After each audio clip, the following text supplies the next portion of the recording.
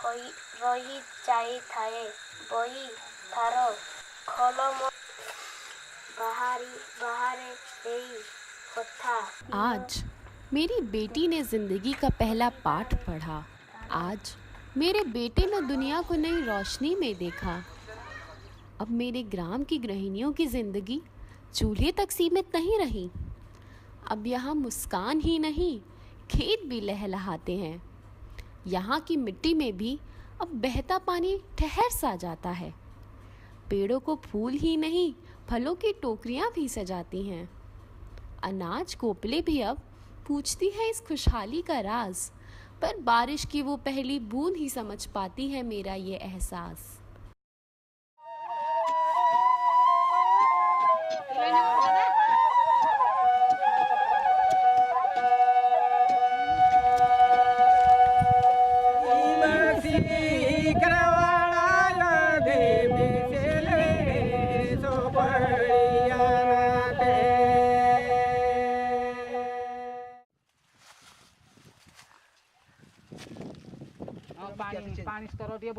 खेती बाड़ी ही मेरे और मेरे परिवार की कमाई का जरिया है और हम पहले पूरी तरह से बारिश पर ही निर्भर करते थे।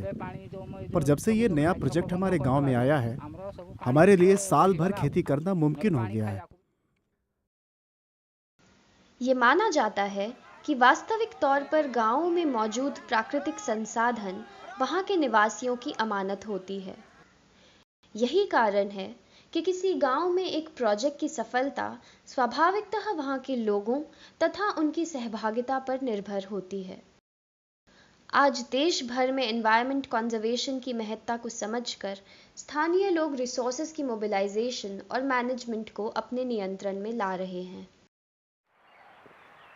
एक ऐसी ही यशोगाथा ओडिशा राज्य में लिखी जा रही है, जहां स्थानीय लोग नाबार्ड के वाटरशेड अप्रोच द्वारा अपने क्षेत्र में न सिर्फ बारिश के पानी का प्रबंधन कर रहे हैं, बल्कि वहां की जमीन तथा पर्यावरण को भी सुदृढ़ करने का कार्य कर रहे हैं।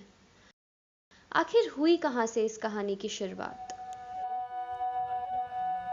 यदि हम भारत देश की बात करें तो यहाँ कुल कल्टीवेटेड लैंड का 60% भाग रेनफेड एरिया है, जहाँ खेती अभी भी बारिश के पानी पर निर्भर करती है। ऐसे रेनफेड एरिया में गरीबी, कुपोषण, लैंड डिग्रेडेशन जैसी कठिनाइयां विद्यमान हैं। मगर जब हम उड़ीसा की बात करते हैं तो यही समस्या एक अलग रूप ले लेती है। वो इसलिए क्योंकि यहाँ बारिश की कमी की समस्या नहीं है, बल्कि पानी को रोकने और उसका जुडिशियस इस्तेमाल करना प्रमुख समस्या है, और नाबार्ड के वाटरशेड प्रोग्राम में इसी को प्राथमिकता दी गई है। ओडिशा में 1200 से 1400 मिलीमीटर बारिश होती है, जो देश के औसत से कहीं ज़्यादा है, परंतु अनड्यूलेटिंग तथा अनइवन टोपोग्राफी के कारण बारिश का अधिकांश पानी बह जाता है और अपने साथ मिट्टी की फर्टाइल टॉप लेयर को भी बहा ले जाता है, जिससे मिट्टी निरंतर डिग्रेड होती जाती है। सीधी भाषा में कहा जाए तो वाटरशेड डेवलपमेंट का मतलब है ऐसे रेनफेड एरियाज का कारगर ट्रीटमेंट और वहां विद्यमान प्राकृतिक और मानव संसाधनों का रीजेनरेशन, संरक्षण और विवेकपूर्ण उपयोग। मोटे तौर पर किसी नदी या नाले का कैचमेंट एरिया वाटरशेड कहलाता है, जो अपने में ही एक इंडिपेंडेंट हाइड्रोलॉजिकल यूनिट होता है। ये वो ज्योग्राफिकल एरिया है जहां से उस क्षेत्र के नदी और नालों में बारिश के दिनों में पानी पहुंचता है, जो बहकर अंत में एक जलाशय में इकट्ठा हो जाता है। नाबार्ड द्वारा इंप्लीमेंट किए जाने वाले वाटरशेड डेवलपमेंट प्रोजेक्ट्स सामान्यतः 4 फेजेस से गुजरते हैं, जो हैं pre capacity building phase, capacity building phase, feasibility study phase और फुल इंप्लीमेंटेशन फेज। प्रत्येक प्रोजेक्ट 500 से 1000 हेक्टेयर का एक हाइड्रोलॉजिकल यूनिट होता है, जिससे कार्यान्वित करने में 4 से 6 वर्ष का समय लग जाता है। ओडिशा में प्रोजेक्ट फैसिलिटेटिंग एजेंसीज नाबार्ड द्वारा सैंक्शन की गई लगभग 42 करोड़ की धनराशि से 14,000 परिवारों तक इस कार्यक्रम का लाभ पहुंचा रहे हैं। We are implementing 77 projects in 17 districts through 27 NGOs, and It is benefiting almost the 40,000 hectares of area in the state of Odisha. NABARD ने कन्वेंशनल वाटरशेड प्रोजेक्ट से हटकर रिज टू वैली मॉडल को अपनाया है, जिसके तहत ट्रीटमेंट की प्रक्रिया हायर एलिवेशन से शुरू होकर लोअर एलिवेशन एरियाज पर रुकती है। तकनीकी व स्थानीय कुशलता के मेल से बने इनोवेटिव स्ट्रक्चर्स की मदद से इस प्रक्रिया को सफल बनाया जाता है और अंततः दौड़ते हुए पानी को चलना और चलते हुए पानी को रुकना सिखाया जाता है।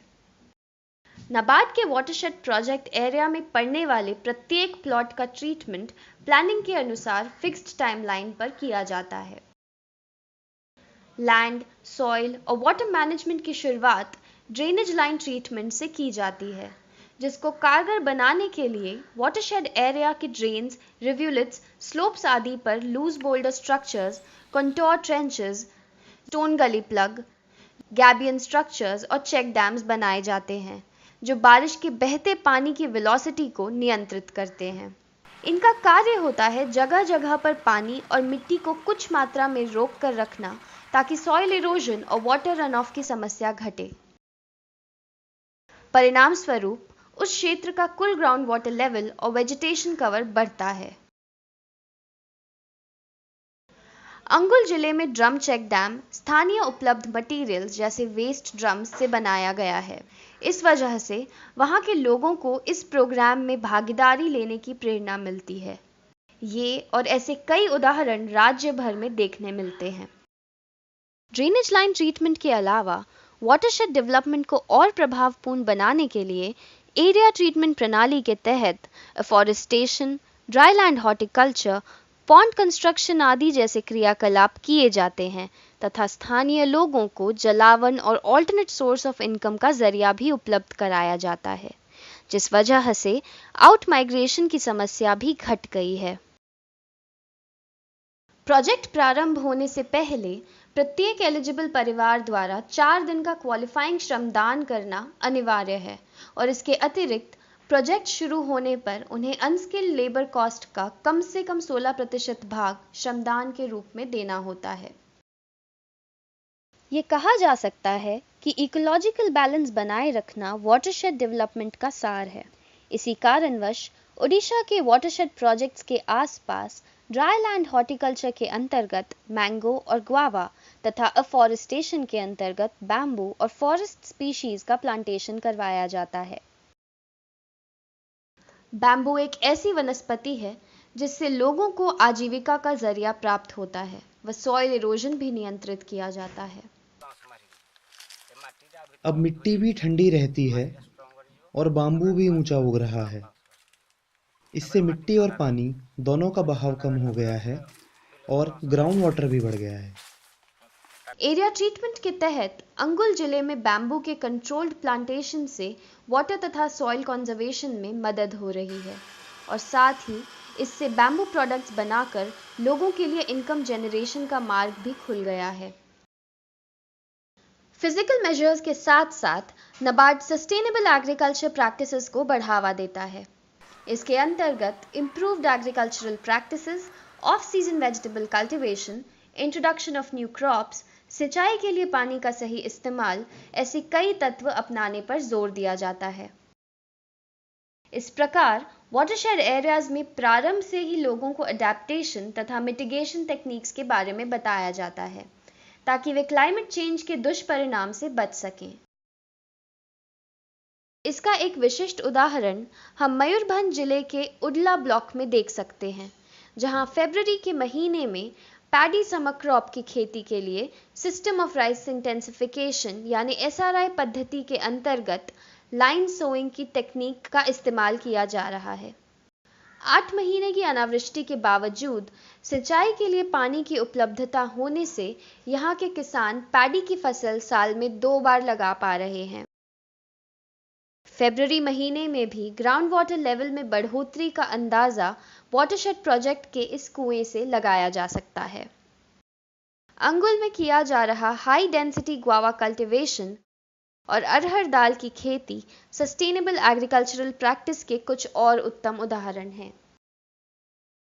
प्रोजेक्ट एरियाज में स्थानीय महिलाओं को स्मोकलेस चूल्हे की सुविधा दी गई है और उनके सशक्तिकरण हेतु सेल्फ हेल्प ग्रुप्स यानी एसएचजीज के माध्यम से उन्हें लाइवलीहुड एक्टिविटीज से जोड़ा जाता है।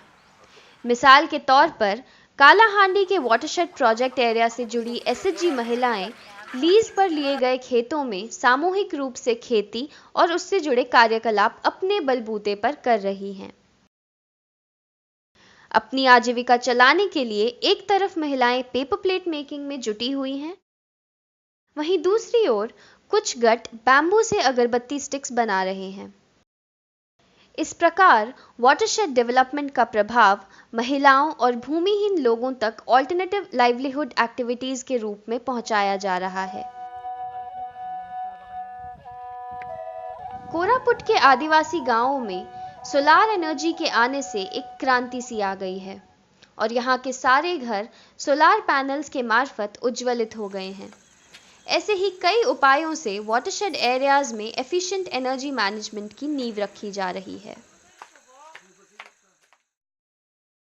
ऊपरी तौर पे लोगों को वाटरशेड डेवलपमेंट प्रोग्राम पेचीदा व जटिल लग सकता है, और क्यों न लगे।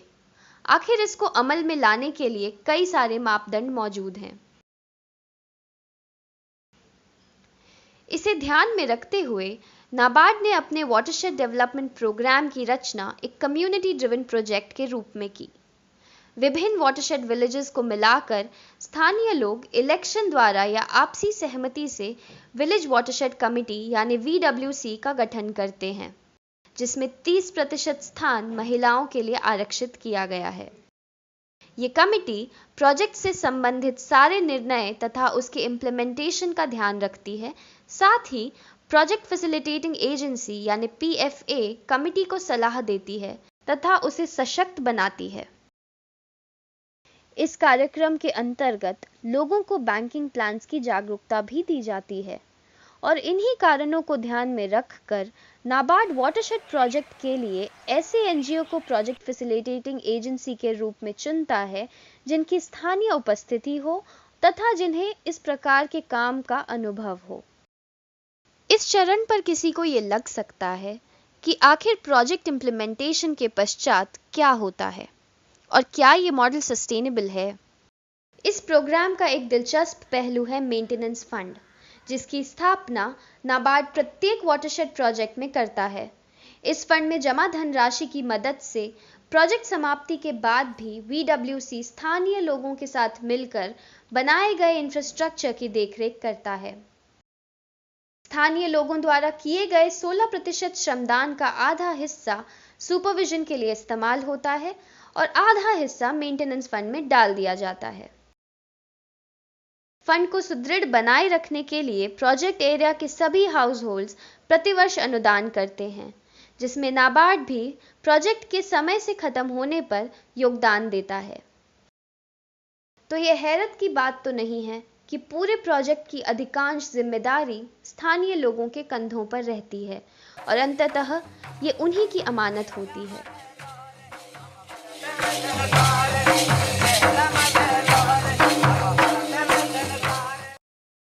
वाटरशेड प्रोजेक्ट की समाप्ति पर नाबार्ड सामान्यतः थर्ड पार्टी एजेंसी से इम्पैक्ट इवैल्यूएशन कराता है ताकि ये पता चल सके कि कितना uncultivable waste land cultivable land में परिवर्तित हुआ है, वाटर टेबल में कितना फर्क आया है, cropping intensity, introduction of new crops और एग्रीकल्चर प्रैक्टिसेस द्वारा यहाँ के लोगों के सोशियो इकोनॉमिक कंडीशन में क्या बदलाव आया है। ओडिशा में नाबार्ड द्वारा कार्यान्वित वाटरशेड डेवलपमेंट अप्रोच विस्तृत और दूरगामी है। कॉम्प्रिहेंसिव रिसर्च पर आधारित ये मॉडल स्थानीय ज़रूरतों और वहाँ उपलब्ध संसाधनों का संपूर्ण उपयोग करके इम्प्लीमेंट किया गया है।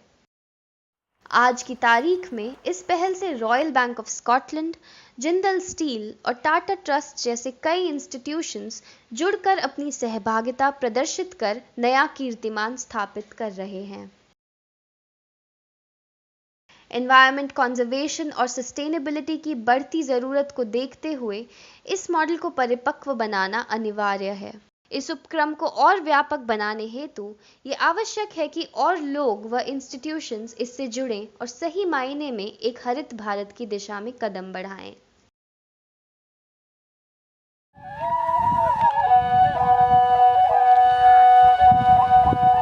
और फिर वो मिट्टी की खुशबू कुछ नई सी आई। चलो फिर चलते हैं, सपनों को हकीकत में बदलते हैं।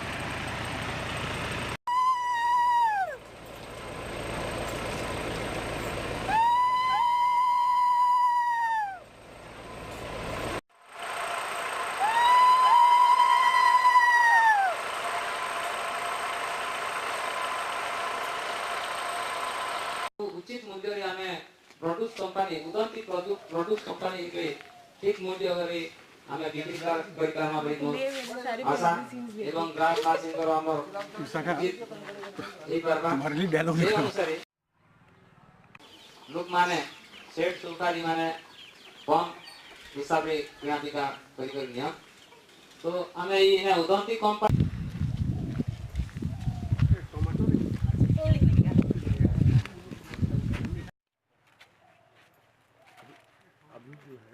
एकदम नीचे लेट के बेचारी फोटो ले रही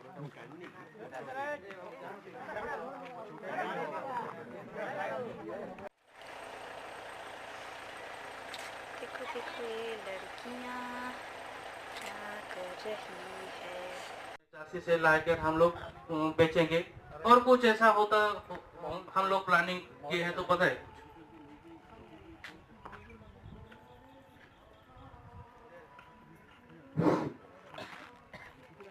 मोर ना हो जे रतन माझी ग्राम नुआ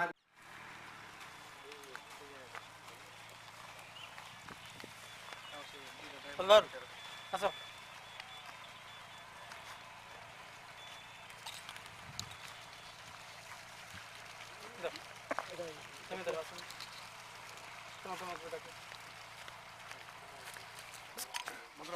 हाँ इन लोगों को छोड़ दो तुम जो कवर किया लीची वाला हमने बोले कवर नहीं किया